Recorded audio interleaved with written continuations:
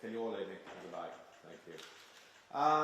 First of all, as Chairman of Reform UK, I'd like to, on behalf of the party, offer all our condolences to the families of PC Matthew Blades and PC Tom Clough, who sadly lost their lives at the weekend. Two brave men, who went to work and never came home. In post-war Britain, Clement Attlee and Nye Bevan built social housing, council houses, on an industrial scale. These are houses for British people, for British workers in post-war Britain. In the 35 years after the Second World War, over 5 million council houses were built. And people like my grandparents, both sets of grandparents, moved into council houses in Ashfield. And they saw it as a privilege, a real privilege, not a right. They looked after their homes. And my grandparents lived in their council houses for over 50 years. In modern day Britain, council housing is issued on need rather than suitability. And this has led to all sorts of social problems, especially in places like Ashfield. A young person in Ashfield, or a young couple in Ashfield, a young working couple, have absolutely no chance of ever securing council housing or social housing in my area. And this is happening all over the country. It's not fair. And the policy that Richard Tice is going to talk about later is about fairness. It's about putting British people first, ahead, at the top of the queue, and that's how it should be. A British government should always look after its own people first. Young people in our country are desperate. Their jobs are being taken away by ridiculous decisions made by that place over there, and they have absolutely no hope, no chance of securing housing in many places in this country. And this policy will make it much easier and much fairer for young people in our country to secure housing. Some of you in this room and some of the left-wing politicians may see this as controversial. It's not controversial. Our policy document, which you've got in front of you, would have been mainstream policy making 30, 40, 50 years ago. We've gone back in time in this country. We are letting our young people down. Young people in Ashfield, there are 6,000, over 6,000 people in Ashfield on the council house waiting list, and they've got absolutely no chance of ever getting their foot on the housing ladder, which means that many young people in our areas are living with their parents till they're in their 30s. This is unfair. They can't move out like I did and buy a house at age 22, 23, and they can't start families. So Reform UK is going to reverse this madness. We're going to put British people first and make sure our young people have that aspiration to get their new house, their social house, their council house, whatever you want to call it, and get their feet firmly on the housing ladder. So I want to introduce a young man now, Mr. Richard Tice, who actually has built more houses over the past 25 years than the previous 24 housing ministers. Richard Tice.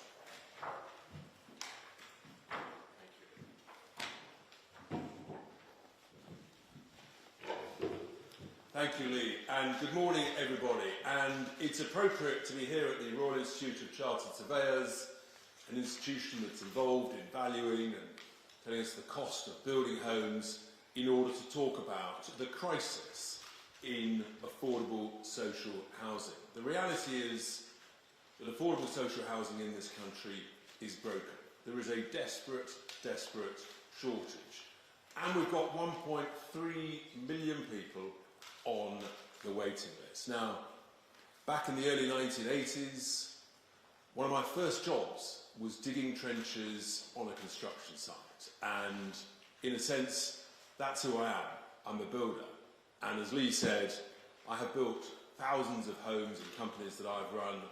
And one of the reasons we're in crisis is because those 24 housing ministers this century have had no experience, no idea what they're doing, and it was just a sort of a job for a year or two. And so we've ended up with a desperate shortage of affordable housing, council housing, and it's got worse and worse. And in the document you've got in front of you, there is a graph that shows the complete collapse of the construction of affordable social housing. And our ambition is to stop the rot. We need to turn it round. And so from a construction point of view, we want to build, a reform government will build, an extra 50,000 affordable social homes every year for a decade. 50,000. That is more than has been achieved for decades. And not only do we know it's the right thing to do, it's the fair thing to do, but it's absolutely essential. And obviously quite rightly, the next question is, okay, Richard, well, how are you going to pay for it? And there are three separate components to how we would pay for this. It's about £10 billion a year. And this does not involve taxpayer funding, unlike the current government's Affordable Homes programme. There are three mechanisms. The first is to reactivate an attractive right-to-buy housing programme for existing tenants. And we're saying that if someone's lived in a housing association or a council home for 5 years, you'd get a 30% discount. If you've lived in such a home for 10 years, you'd get a 40% discount. This is reactivating what worked really well in the 1980s, as Lee was touching on earlier. The failure back then was that the Conservatives, they didn't reinvest the proceeds back into building more affordable homes. And that's the key difference. Here, we believe that actually this money will go, well, we know it can go back into building affordable homes at a factor of 2 to 1. So that will be about a third of the total money involved, the total proceeds required. The second third will be by a modest increase in the debt levels, a re-gearing of the existing housing association. So there's about a whisker under 3 million homes owned by housing associations. The top 100 own about 80% of them. But actually, their debt levels are very low, just over 20% relative to the market value of those properties subject to their existing tenancies. A modest 5 or 6% increase in those debt levels over a decade would generate over £30 billion. And that's the second third of the funding that will be required to meet this programme. And housing associations are well placed to deliver the construction of these homes because actually, in a sense, on a too small a scale, that's what they've been doing to date. They've been distracted a bit recently, but they would be well placed to deliver the bulk of these homes.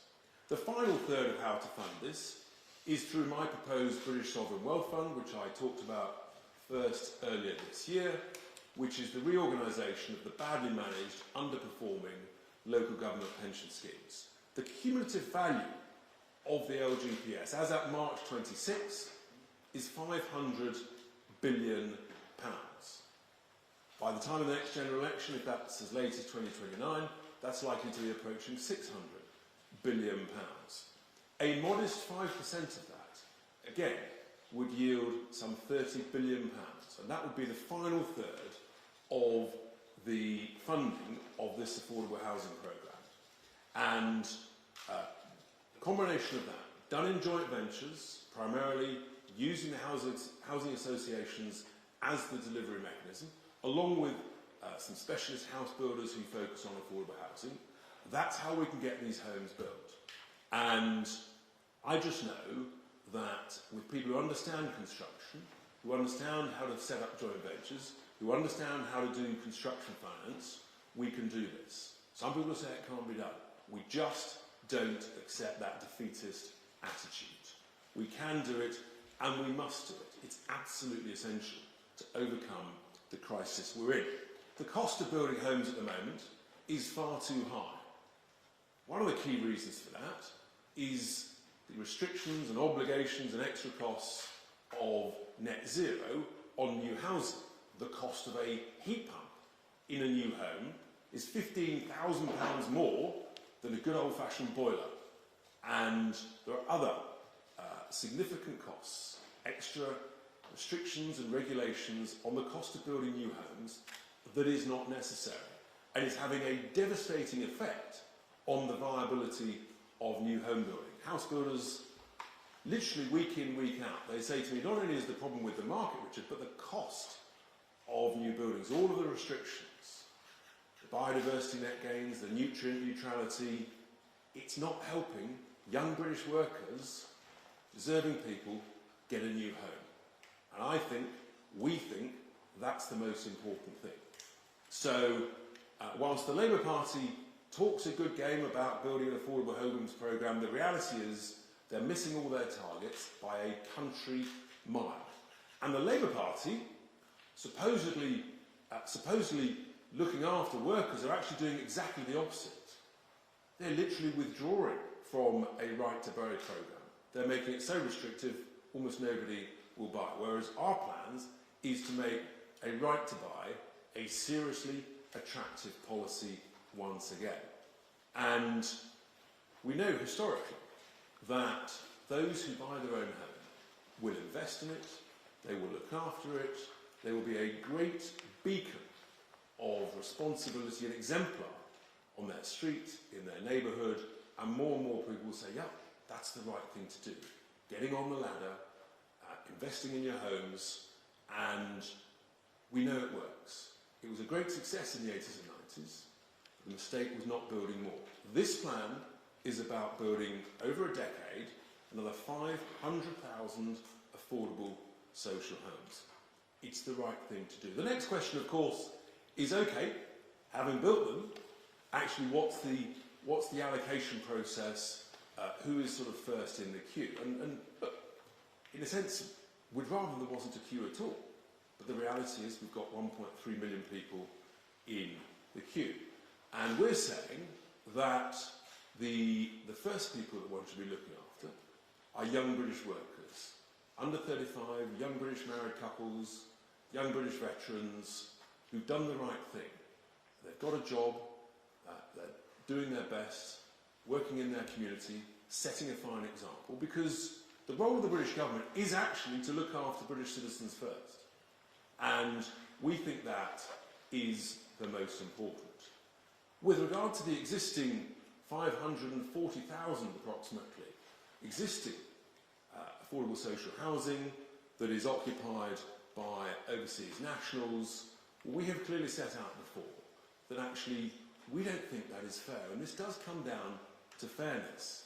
It's not fair that young British working families, couples, individuals, veterans can't get on the housing ladder when overseas nationals have come to the UK and in a sense because of the current rules based on need rather than suitability, they've jumped ahead of the queue. And we just don't think that's right. I can't think of another country in the world where you rock up with a family and you expect the local taxpayer in that country to pay for your housing needs. We're told the whole point of immigration is because we need people to come and work. Well, the clues in the name work. It wasn't, oh, by the way, we're going to pay you to live here and pay all of your housing needs. It's simply not fair. And that's the key difference. As we talked on our policy that Robert Jenrick announced this time last week, making welfare work, there is a key focus on supporting and helping British workers, whether it's in welfare, whether it's in housing. It's the right thing to do. And that's why we believe in terms of suitability, that's where the focus should be. And of course, as I say, in an ideal world, we build more and there is not a shortage. And I'll be talking next week at our party conference. Small advert for that, tickets still available, do come.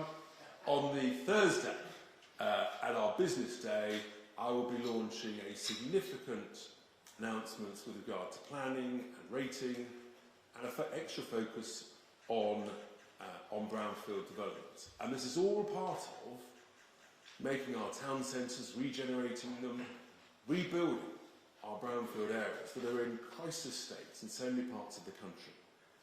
And if we do that right, and if we do this affordable social housing programme, then we can overcome many of the challenges and the problems that young British workers are facing today.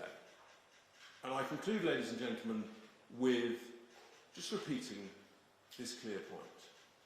There's so much of the country is struggling, so many people feel that Britain is broken. It is broken, and within that, affordable housing is broken too. We've got the experience, the know-how. We know that reform can fix it, and fix it we must, because the simple fact is, affordable social housing needs reform. Thank you very much.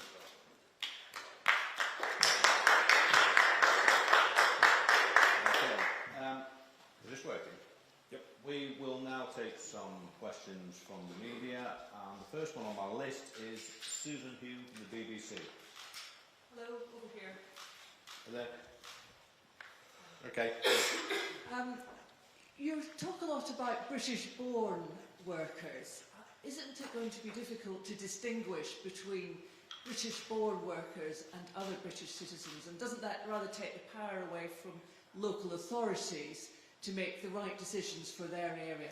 And just on another matter, if I might, this dreadful crash on the A66 which you mentioned, do you think social media companies do need to do more to tackle some of the content on their sites?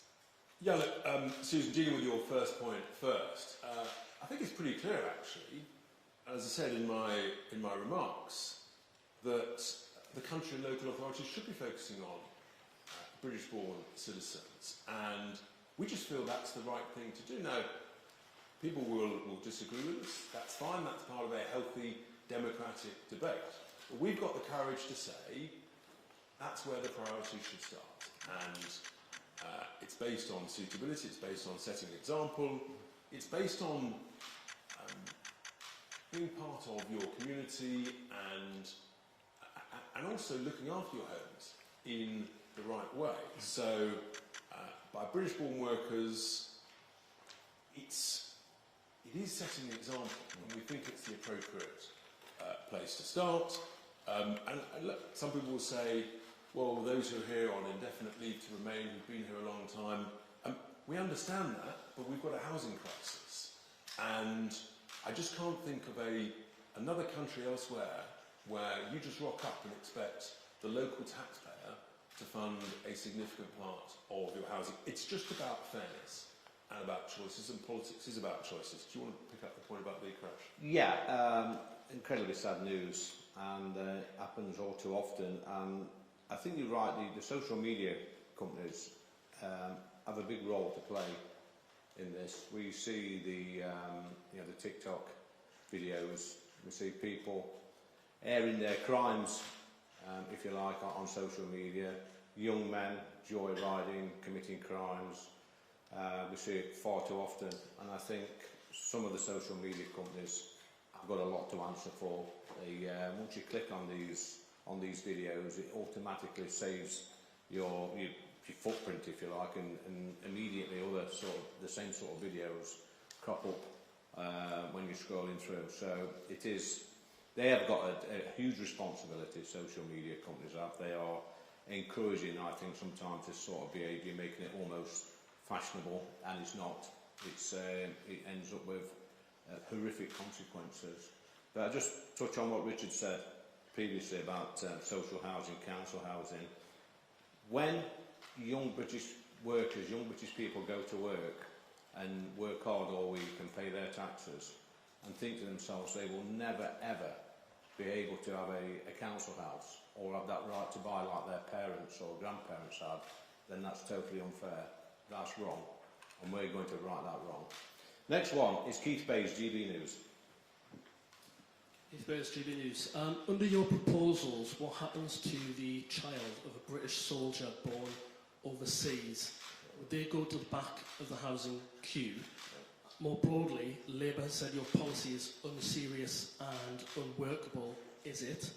And if foreign nationals are to be evicted from social housing, as you previously said, where do you expect them to go? Thank you. So picking up your first point with regard to British children born overseas, for example, if servicemen, they would be also at the front of the queue, along with young British workers. And, sorry, the second part of your question with regard to the Labour Party, I mean, come on, seriously? The reality is, this Labour government, we talk about serious, they've set a big ambitious target. They'll be lucky to get to half of that.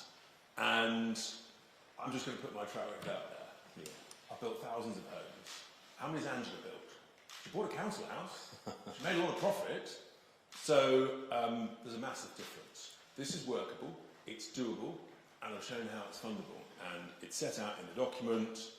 And I think this is of a scale and ambition that we haven't seen for many, many years. So in terms of serious, yeah, I'm deadly serious. Ben Block, Sky News. Good morning. Ben Block, Sky News. You say you're going to designate marriage as a core allocation factor in social housing. It's nicely bolded in your document here. So what we wanted to ask is, sort of, what's your message to single parents? Are they less worthy of help than a married couple with children, for example? And just if I may, we haven't seen Nigel Farage in a few days since his big win in Clapton. Is he sort of well rested? Are we going to see him quite soon? So, look, with regard to marriage, marriage is a great thing. And in a sense, when people get married, we all hope that it's going to be for life. Sometimes it is, and sometimes it doesn't work out. But I don't think it's wrong to be ambitious and to promote marriage, and that's that's the right thing to do in our judgment. So that's why we've made that decision. But with regard to Nigel, he's on great form. But on the one hand, you complain that it's a one-man band when Nigel's here, and then you complain when he's not here. So we can't win. But you've got the chairman here, you've got the deputy leader here, you've got a serious policy, and you've heard from Robert last week, you've heard from Suella, and what that shows is we've got a broad team covering a range of really important issues: welfare, apprenticeships, construction, building homes.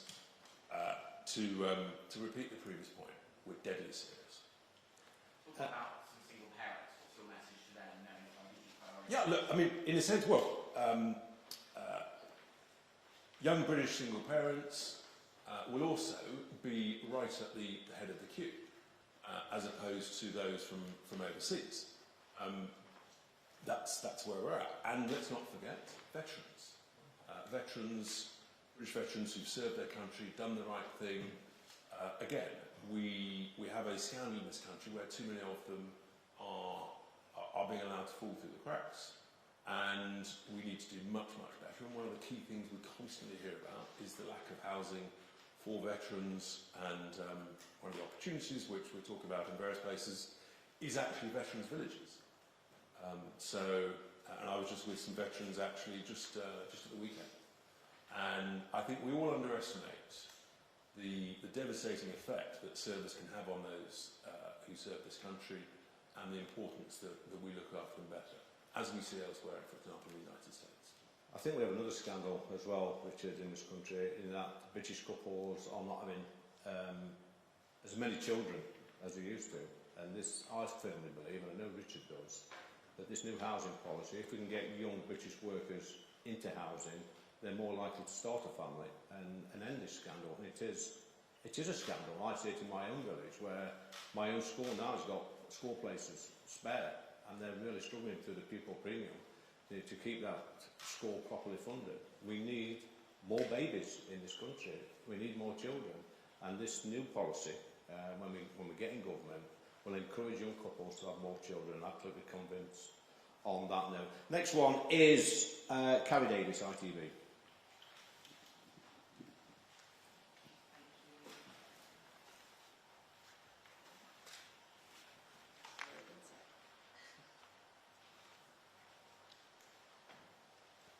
You say this about prioritising British-born workers. So, would a working foreign national with a family who is here legally, is a citizen, pays their taxes, and has been here for decades, but who cannot afford open market property, lose their home in favour of giving it to a British-born single person who is unemployed?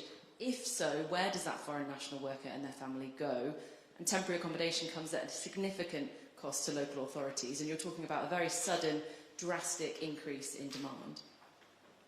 Well, first of all, there'll be a grace period, and those citizens that you mentioned, they're probably here on indefinite leave to remain. As I said earlier, that is different to British-born people. The role of the government is to look after British citizens, and what we're motivating people back into work. That's what our welfare policy last week is about.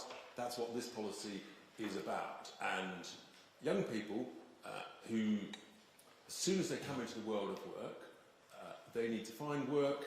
And of course, there will be moments, as you infer, where someone has been working and then may lose their job for whatever reason, and hopefully then is progressing back into work with whatever support programmes may be required. But fundamentally, yes, our priority is British-born citizens. And I repeat the point I made during my remarks.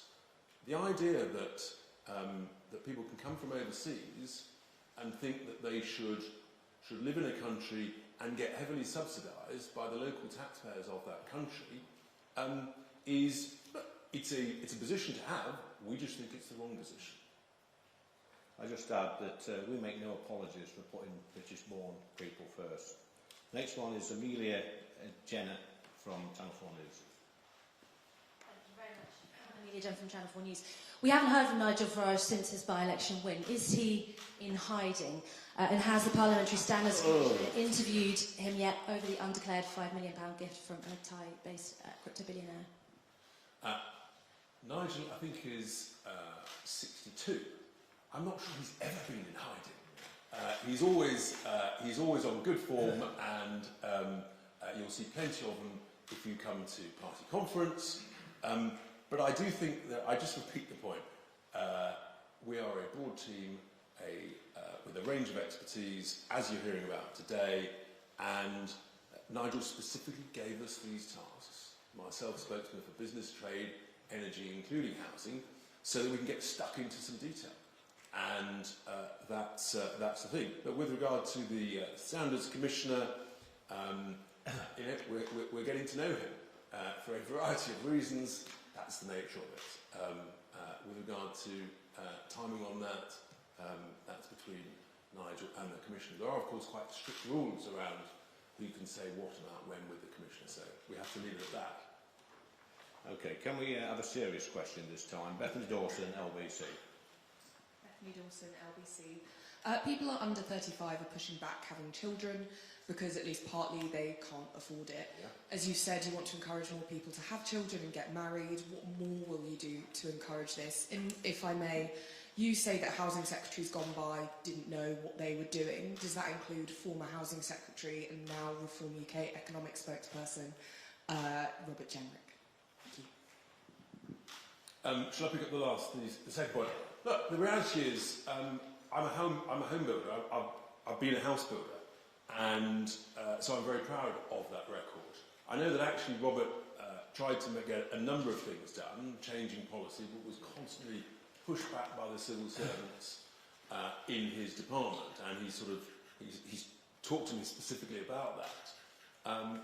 We're going to do things differently because we've got that extra level of conviction, experience, and a can-do attitude, and that's why this is different. So yeah, we're bullish, we're optimistic. Yeah, and this is also on the back of what Suella announced just a few days ago about the apprenticeship schemes, about getting young British people back into work, highly skilled jobs to earn good money in places like Ashfield, where I live.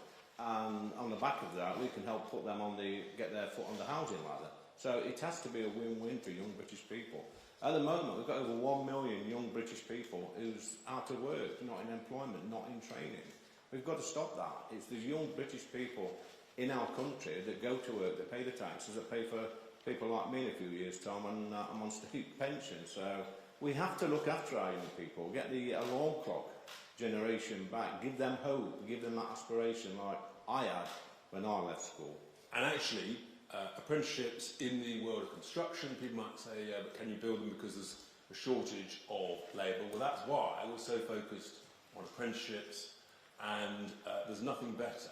The press conference we had on Thursday was at a painting and decorating company that had grown from nothing, that employs a number of apprenticeships. It's a great route for young people after GCSEs, getting stuck into the world of work, and I speak from personal experience, there is nothing more satisfying than actually building things. Sophie Church, Daily Mail. Hi, thank you both. The Prime Minister is in Ukraine today with President Zelensky. Do you agree with him handing over the blueprint for long-range cruise missiles? Yeah, look, the Prime Minister is doing the right thing on his first overseas visit, and we should continue to support Ukraine in doing an incredible job in pushing Russia back. And I was there 2.5 years ago, I think it was, and I met a number of the drone manufacturers at the time, and I asked the question about drone technology and the pace of it. And we've seen since how that has become so extraordinary. Back then they didn't know where it would be like in 6 or 12 months' time. So with all this technology, the Ukrainian brave soldiers, armed forces are doing an incredible job against the aggression of Russia. Erin Newbury, The Express. Good morning. I'll just come back to one of the earlier points made about temporary housing. What considerations have been made about increase in demand for temporary housing as a result of this policy? And I noticed in your document you said that the social housing tenancies will be fixed term and subject to review of the conditions at the end of that fixed term. So if the married couple occupying that home are part of the 42% of marriages that end in divorce, will they be deprived of their home as well? And finally, why should the 70% of under 35s who choose not to get married subsidise the living of the 30% that do? I go back to one of the points you made. There's about 5, I think, there. But after the Second World War, when the Labour government built council houses on an industrial scale, as Richard rightly said, the allocation was based on suitability. And if you go back in time and look what actually happened then, the people that rented council houses had to be married under a Labour socialist government. They had to look after their property, they had to keep it well maintained, the gardens done and decorated. And they were inspected on a regular basis by officers from the council. And they had a couple of chances, really. If your house was falling into disrepair and you wasn't looking after it properly, the council officers would come around, give you a little bit of a ticking off, and then give you some encouragement and some coaching on how to keep your property, your taxpayer-funded subsidised property, up to a reasonable standard. If after that you didn't keep it up to a reasonable standard, you're out. And they gave it to another couple who would look after their property. Couples like my grandma and granddad, who my granddad served in the war, came back wanting, homes fit for heroes, and he got his first council house in 1949 in Sutton, Ashfield, and he lived there till the day he died, over 50 years. And we see it in my community and all around the country.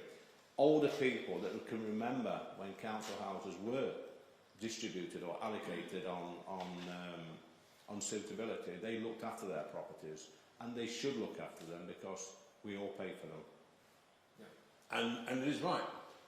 There should be a reward for looking after property properly and setting a good example. It's how communities build and develop and knit together. So we're absolutely rock solid behind that. Okay, next one is Tom Scott's and the Sun. Thank you both. Just on the married couples question, how would a council determine whether a marriage is genuine, for example, and is this part of a policy that you're announcing that's encouraging people to get married? And a second one, if I may, this is on Lee's point right at the start, it was on social media and TikTok, encouraging people to drive the wrong way in these dangerous driving. What would reform do to kind of discourage this sort of behaviour from social media companies? Would it slap large fines or potentially ban operations within the country?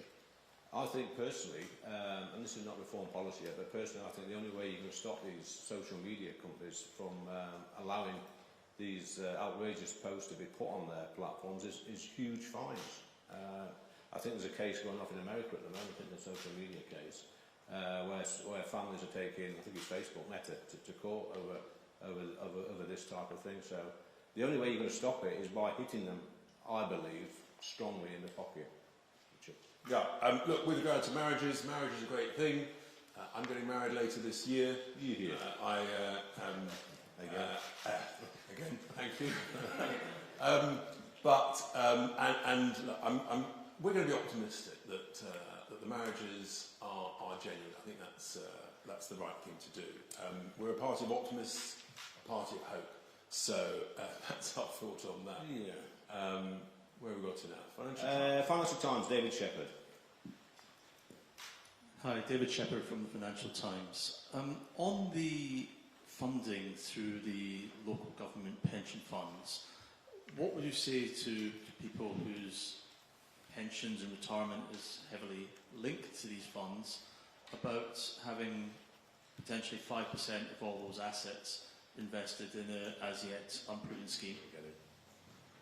Yeah, so what I have said before, and I'll say again at conference, is these local government pension funds, there's 97 of them, they're all defined benefits.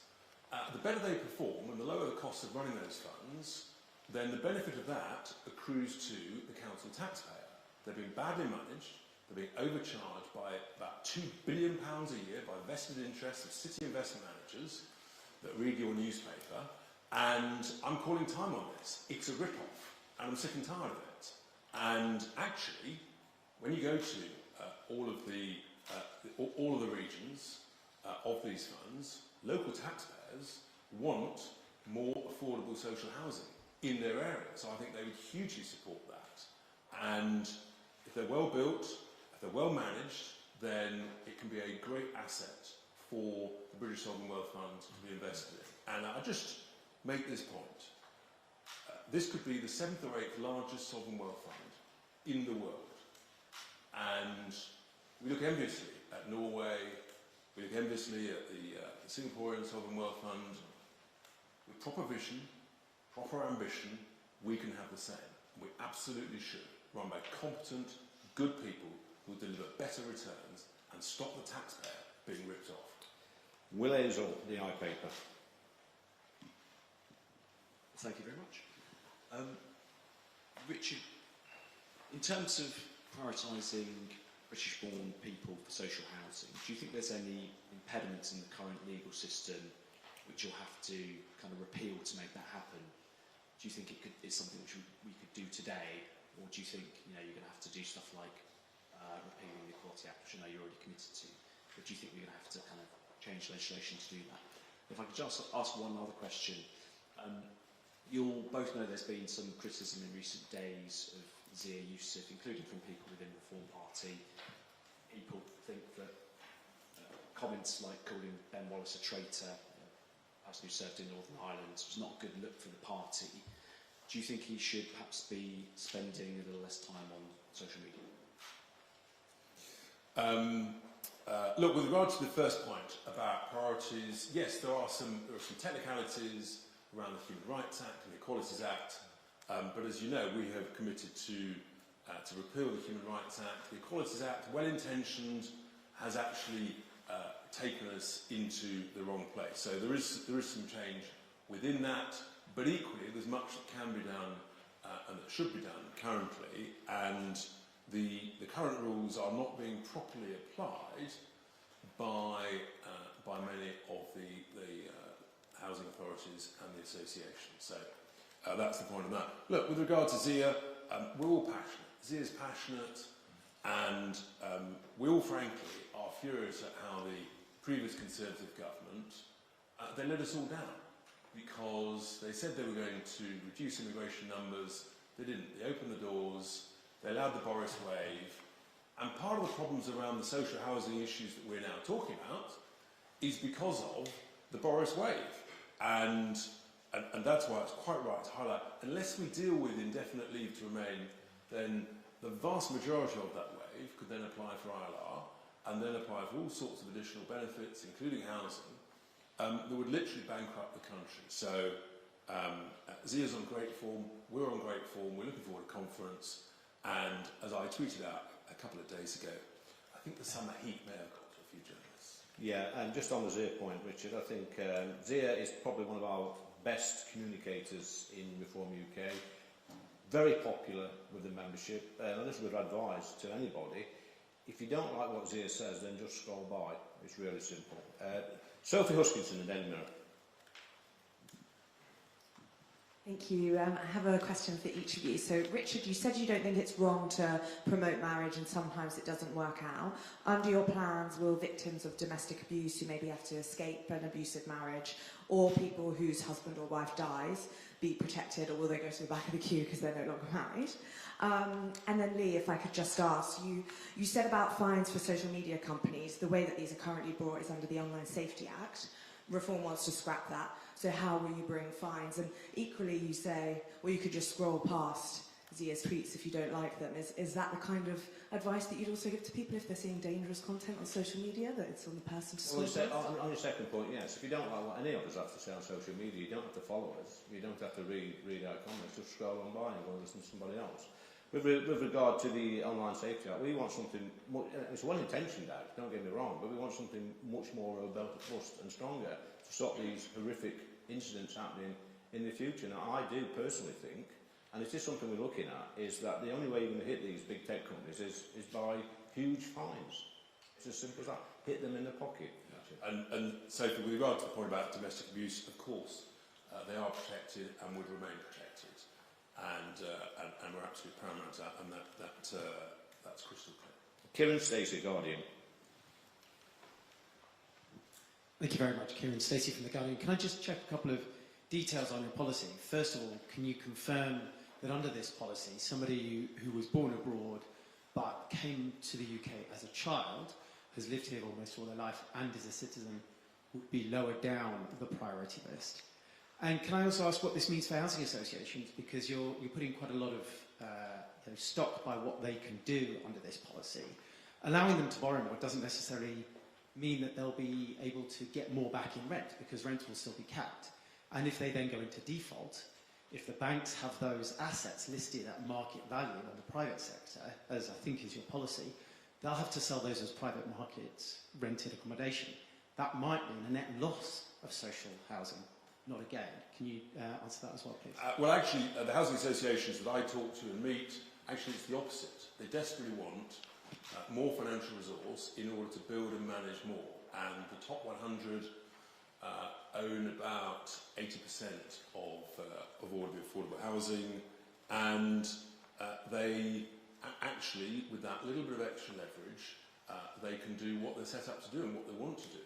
And it's a shame at the moment that they're being, in a sense, they're being restricted. Although the government says money is available, the truth is it's not getting to the housing associations. And as I say, the ones I've spoken to, they want to do more.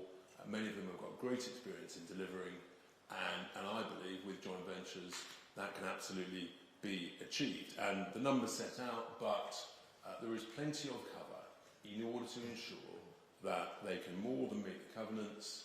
There is very modest leverage at the moment, and with just a modest increase, this is the right thing to do. So we're very confident it works, and that it will lead to these homes being built. And as you'll hear from me next week, the more of those that are built on brownfield sites, rebuilding, regenerating, re-energising our town centres, the better. And on your first point, yeah, I'll just go back to what we both previously said. We have no problem in putting British-born people first. Next question, Amy Gibbons, Telegraph. Thank you very much. Just 2 points of clarification quickly. You've said you would prioritise married couples. Can I ask what would happen to people in civil partnerships? Would they also qualify for priority access? And on what you both said a moment ago about requiring people to keep their properties well maintained, what do you mean by keeping gardens presentable? Will people be kicked out of social housing if they don't mow their lawn, for example? And then very briefly on a different topic, can I ask whether you think taxpayers should fund Harry and Meghan's security when they return to the UK, as Labour MPs have suggested? I'll go back to the talking about social housing in disrepair or not being looked after properly. What is wrong with expecting people who live in subsidised housing, paid for, subsidised by the hard-working British taxpayer? What is wrong with expecting them to keep their house to a reasonable standard? We see it on the new house builds now, where probably 10% of the new houses are given to housing associations.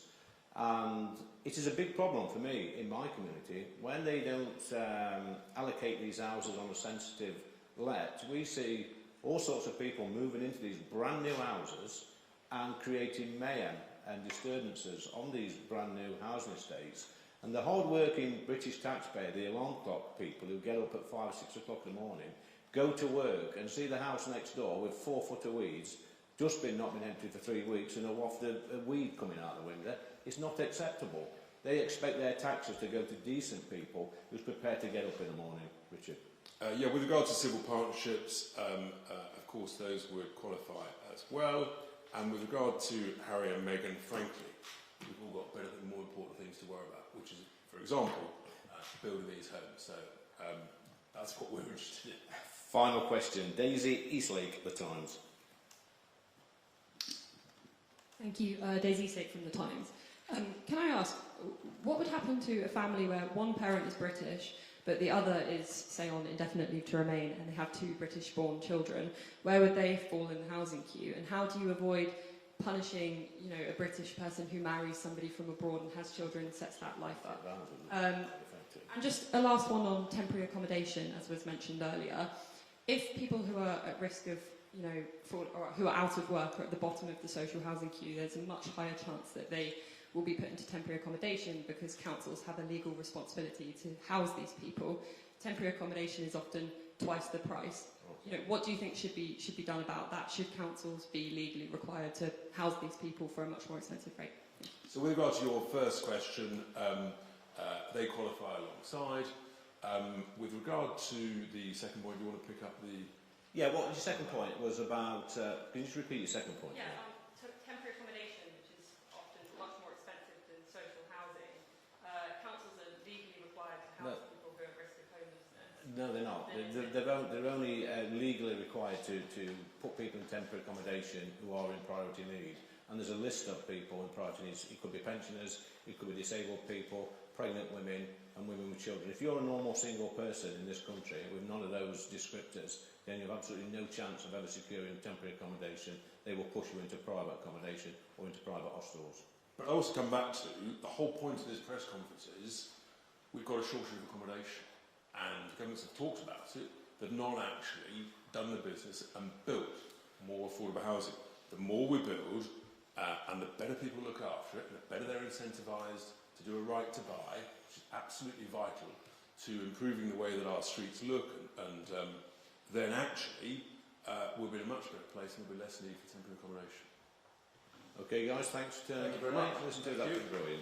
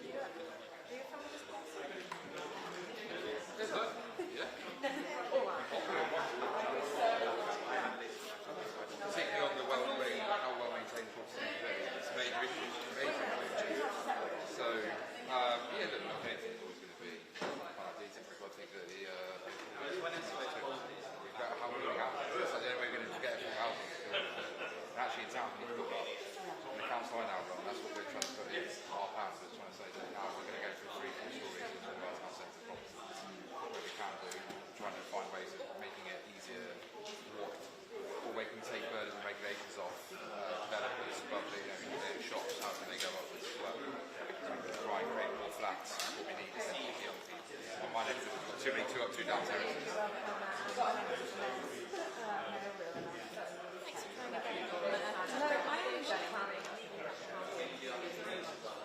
Well, I mean, it's hard for me. I've got a mayor. So I don't. So actually, what I get annoyed about it, I mean, not about mayoral areas. Well, and actually, my reasons actually saying I don't want LGR as an organisation, but I will absolutely take the mayor tomorrow. And no one's replying. Like the reality is that I haven't had those moments before. That's why, like, again, I'm finding it for next. It's not pro the LGR. Cost and time and money. So I think that's where I see that push. So we'll go from there. We pass our local plan, we try and build more housing, see increasing. But I think it will be. I think things like encouraging marriage is a positive. There's a big expense here. Well, I think there's, what I've read, obviously, unlike you, I've only just read it, so, but if you look at the policy, it does say, for example, existing tenants, there's a clear the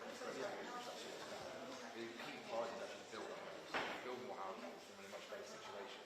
That's why we need to make sure that things like local plans start getting high so we can just focus on those houses, putting up and on brownfield, as Richard rightly pointed out as well. If we get that development, and that's a positive policy. It does, so in Newcastle Town Centre, Kaplan Centric, a firm that actually Tim Heatley is a friend of Andy Bird, the director, was on the steps of Downing Street watching him come in as Prime Minister. Has got 4 projects in Kaplan Centric in Newcastle around Town Centre. One's turning a car park into accommodation, not knocking it down, converting the car park. Another's taking a number of other sites that were disused in Town Centre. About to build hundreds of new homes. In fact, I think we're bordering 1,000, if I remember correctly, for those figures, and that's just in the town centre, in a tiny town of Newcastle Drive. So, and that's what we completed within 24 months. So that's, we're only 18 months away. All 4 schemes will be done. So it's actually about the pace and the incentives of what we do. What the government could be doing is what they did, for example, in Stoke, where they gave remediation as well to deal with like old pottery sites, the old Royal Stafford site. We built 350 to 400 homes on that site, and that was done again within 12 to 18 months. The problem is, if you look at the latest data, what's propping up the economy right now is the financial services sector, or services sector. Construction is absolutely plummeted. Because costs, labour, and trade is a major issue. And actually, what we need to be doing is getting rid of regulation. I've got, if I was doing a local plan from scratch, not the one I inherited and begrudgingly accepted because there's lots of stuff on gold plating around biodiversity, net gain, all this nonsense, rather than just going to what the British standard is expected. All these additional costs, additional checks, additional burdens that all then take time. We have to get the consultants, then we have to go out to consult with the wider community. I'm just trying to railroad through this.